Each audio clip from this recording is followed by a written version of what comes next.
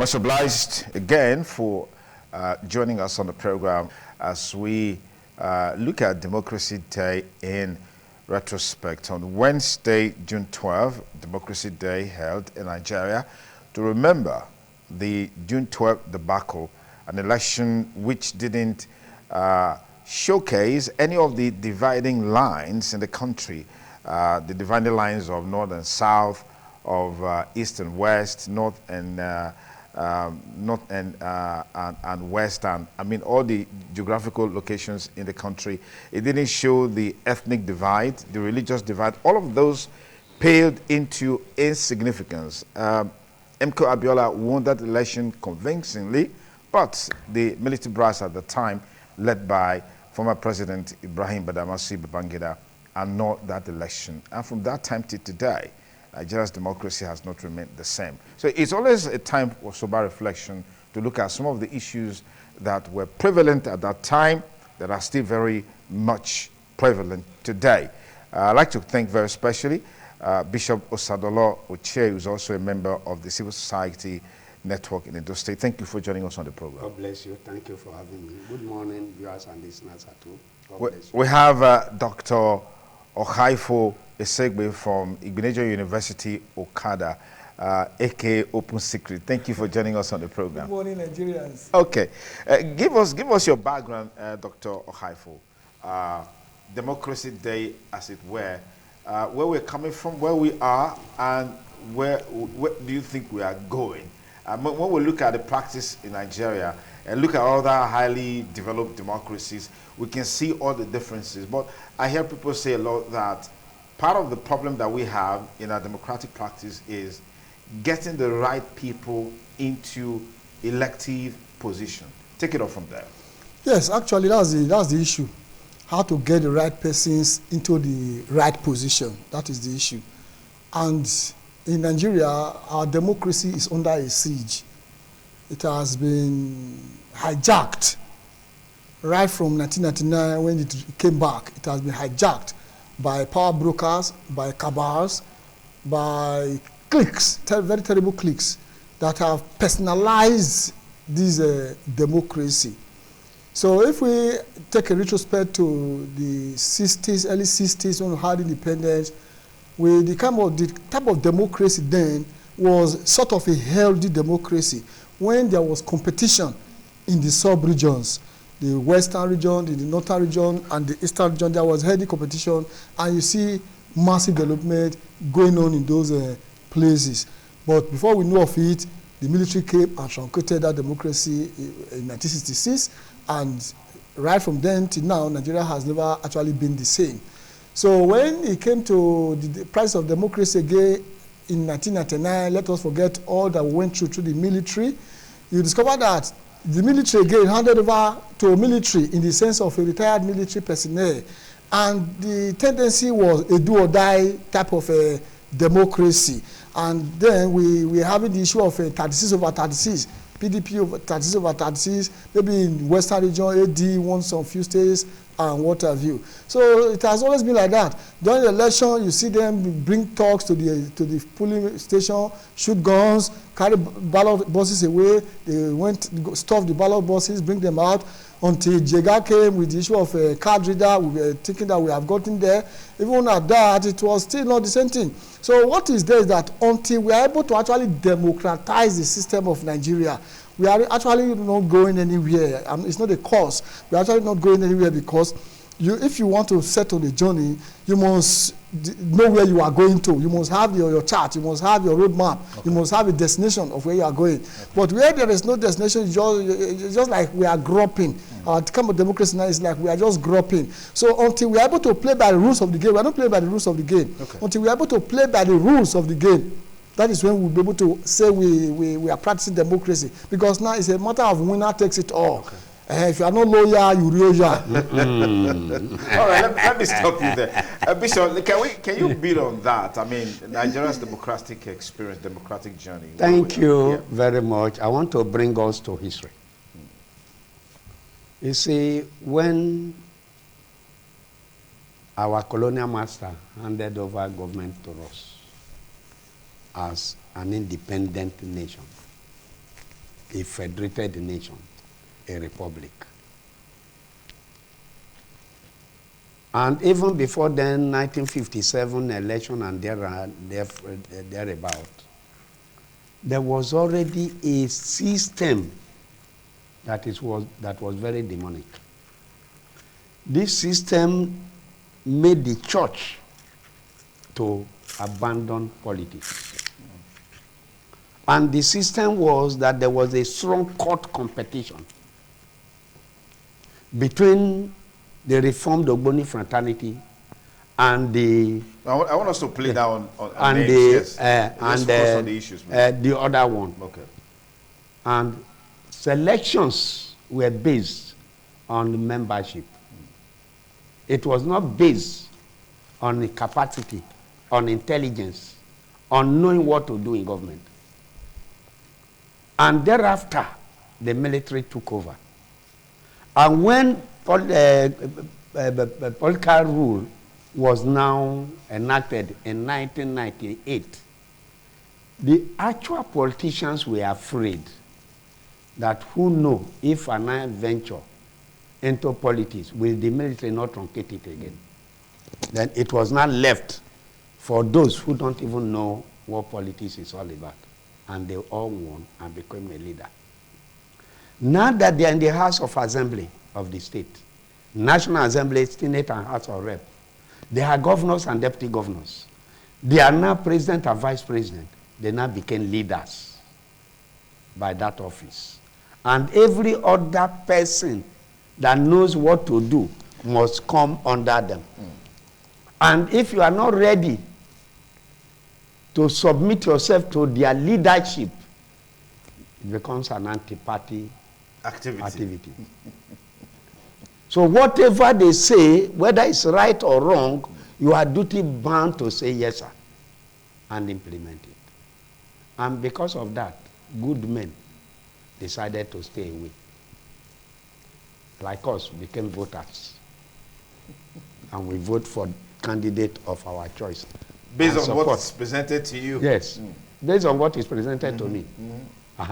Because I have no mirror to look at the mind, whether what they told me is right or wrong. I can only look at the atmosphere, except heaven intervene and reveal to me that this one is better than this. Like I told some people, social media vote cannot make you a governor or a president or House of Assembly.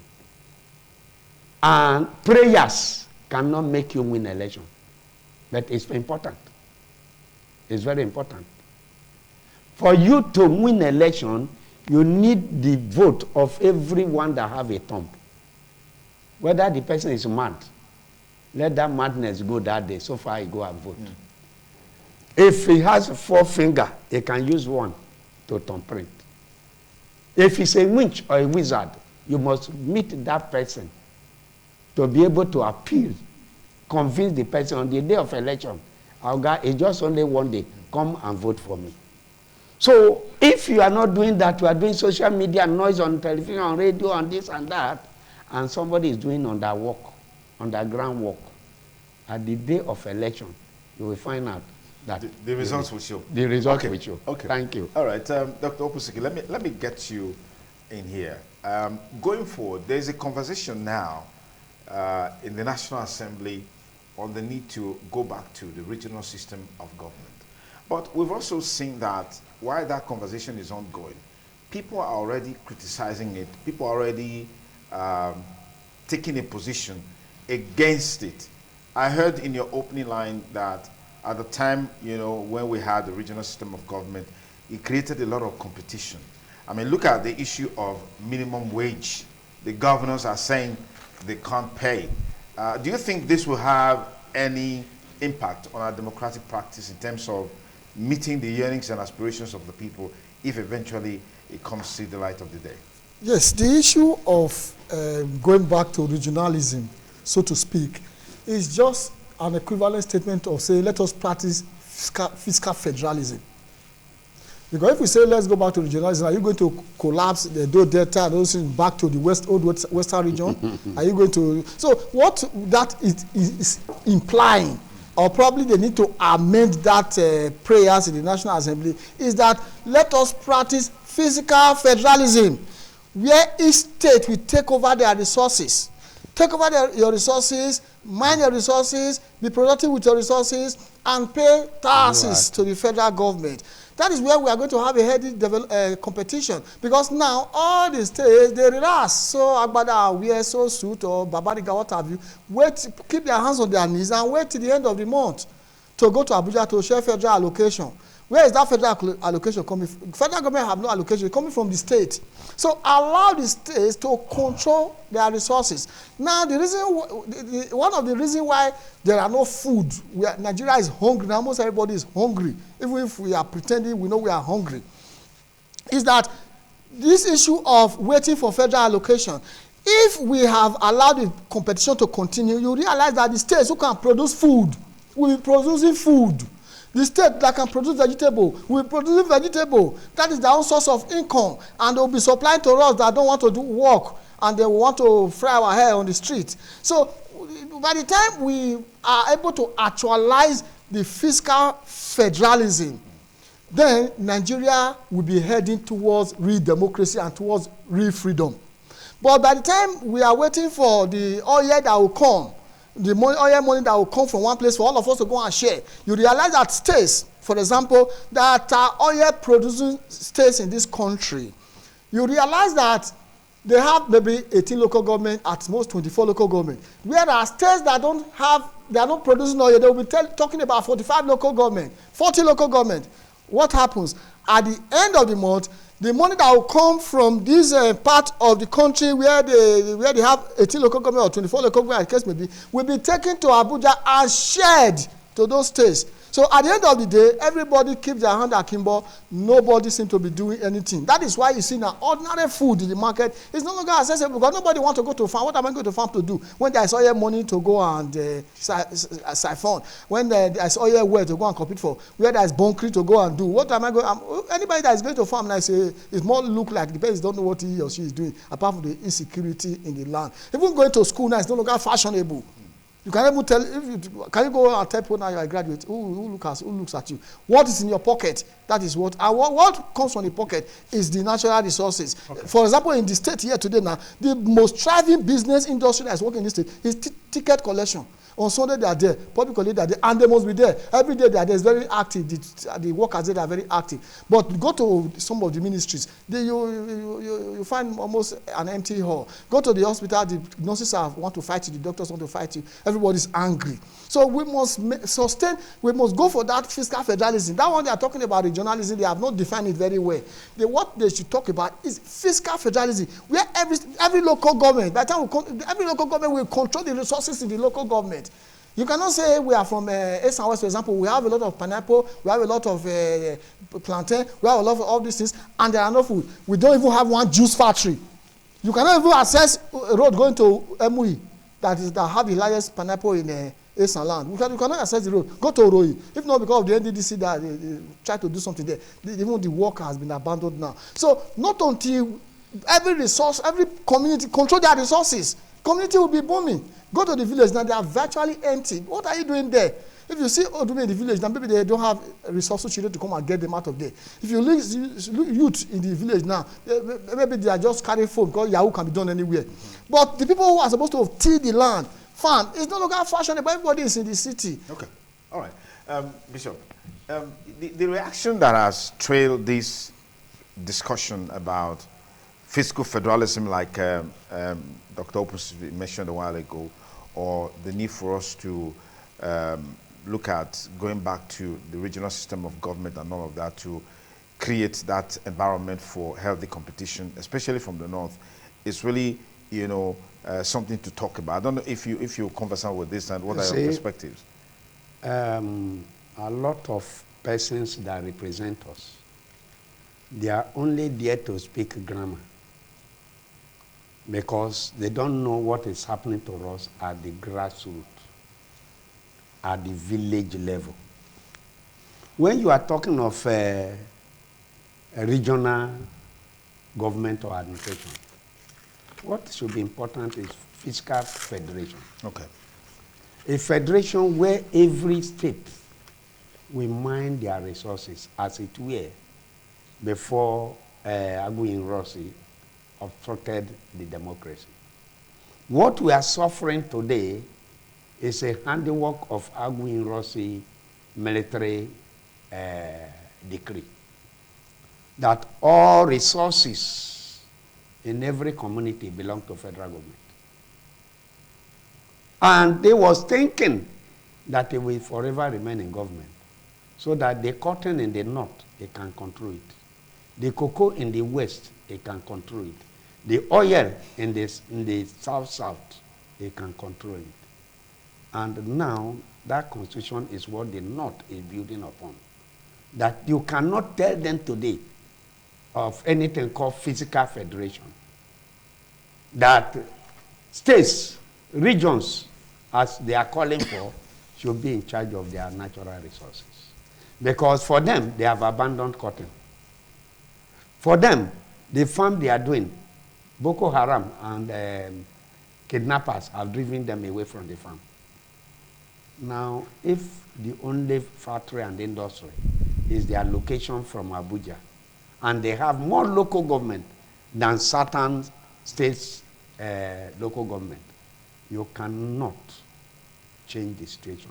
Just like one was telling us that cow is a citizen of Nigeria. His life is more important. That we should not put a law to ranch cow, because the law says freedom of movement. And the Senate president reminded him that we are talking of human being and not cow. He refused, because that is his own constituency. That is the business he's doing.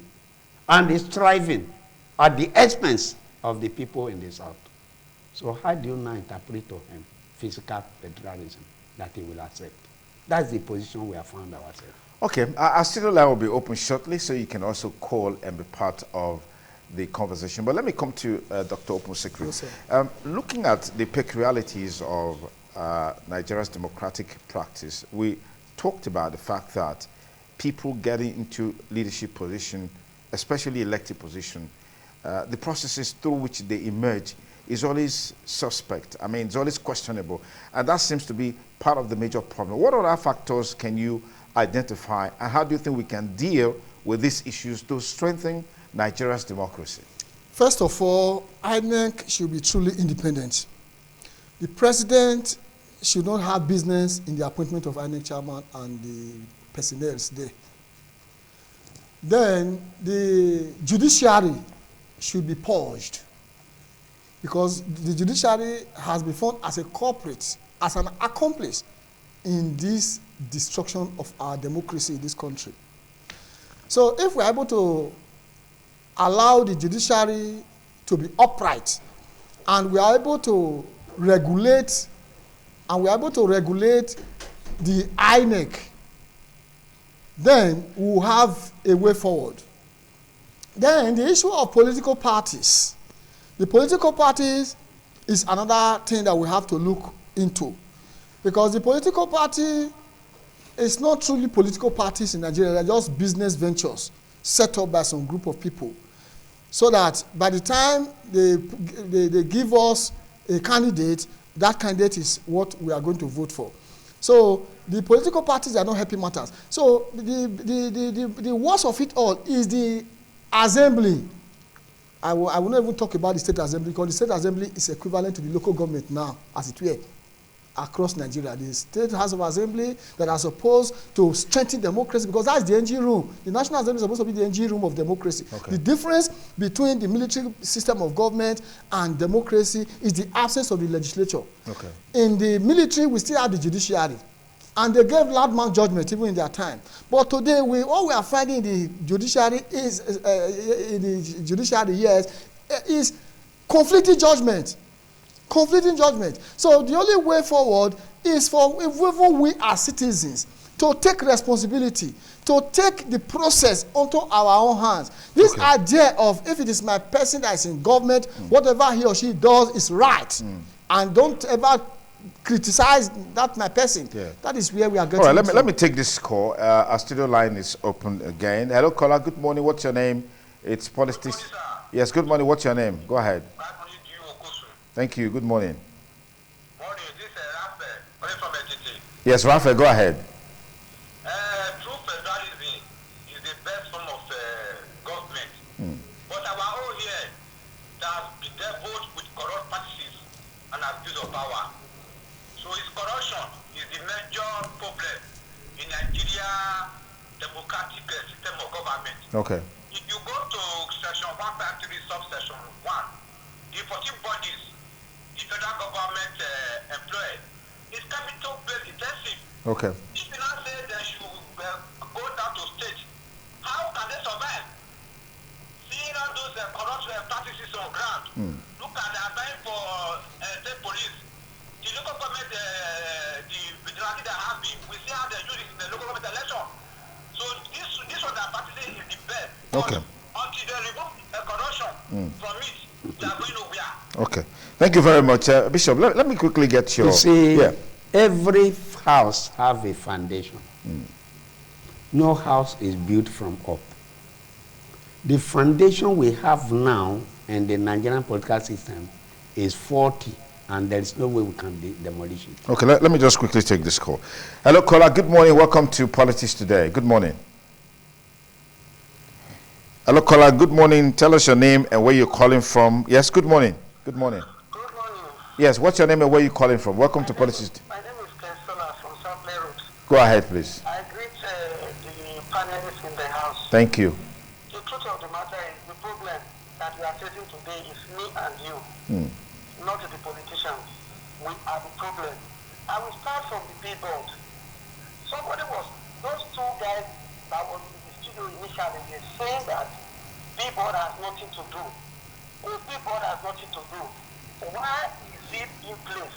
It's part of the campaign. Okay, yeah, but we've concluded on that discussion. Let's zero in. Yeah. The reason why I said Yes. problem, that is why I said we Okay. can explain that problem. Okay. If we just like what the other man was saying, that even if at all we change it from now to tomorrow, the northern republic, they will neutralize it. Okay. They have the highest in the house. They will not allow that regional to work because it's like a cheating to them because they have seen the goodness of it.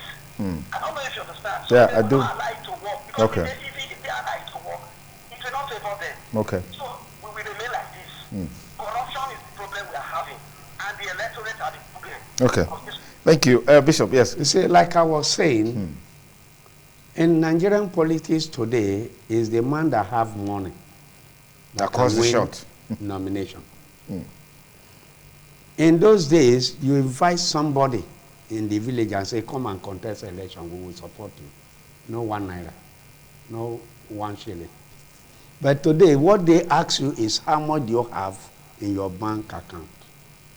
And if the bank account is not rich, they look for somebody else Who has who has a larger or larger, bigger bigger bank account. account? Anyways. Because they need the money to be given to them, and they also need the money to support you to campaign. All right. Well, that's as much time we permit us on the program Politics Today on independent television and radio. I want to say big thanks to all our panelists. Haifo Esegbe is a lecturer at the Igbeneghu University Department of Theatre Arts. Thank you so much for coming on the program. Thank you very much. Bishop Osadolo Oche, thank you again for coming on the program. God And by bless the you. way, I got this gift from Prince Philanda Ohaifo Esegbe. There's a book, and the book is titled The Open Secret. Apparently, it came from We Dr. have Open okay, Secret. there's open secret here. So Thank you very much. Thank you. I love books. So I if love you have reading. got- Yes, thank God you. bless you. I Thank you really very much. appreciate Thank you very much. Thank you, Dr. Thank Open you. Secret. I appreciate Well, that's it. our package today on the show. Team Politics Today. Have a great weekend, and bye for now.